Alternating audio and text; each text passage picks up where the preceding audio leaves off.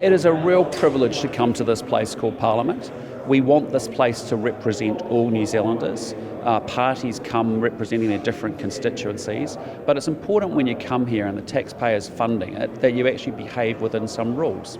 And so there has to be consequences for behaviour, misbehaviour. And we need rules because we need to have difficult conversations, hard policy conversations. Often emotional subjects need to be discussed in the House, and we need rules to be able to navigate those conversations. If you don't, you end up with consequences, which is that we end up weakening our democracy as a consequence. So that's why I'm saying very clearly, look, we back the privilege to me. We always have, we always will. This is not about haka or waiata. We have haka and waiata in the House quite often, and quite appropriately so, and I think that's fantastic. What this is about is the behaviour of MPs not engaging with the Privileges Committee, not showing up to discussions, and those are serious issues. If you're not prepared to respect the rules, there are consequences. Any suspension that took place should be deferred. If it was a 24-hour suspension, it could be done and dusted by the budget, if it was done today.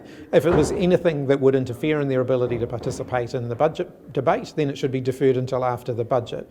I think suspending your opponents and stopping them participating in one of the only two opportunities you get every year to vote no confidence in the government is the sort of thing you see in tin pot dictatorships. I think there does need to be some sanction. The question is whether the sanction is proportionate to the level of offending. We've had people fist fighting in the parliamentary lobbies. They were not suspended from the House. We've had people driving a tractor up the front steps of Parliament. They were not suspended from the House. We've had people drive a Land Rover up the front steps of Parliament. They were not suspended from the House. We've had people doing the fingers at each other across the House. They were not suspended from the House. We've had people saying very offensive things to each other and not be suspended from the service of the House.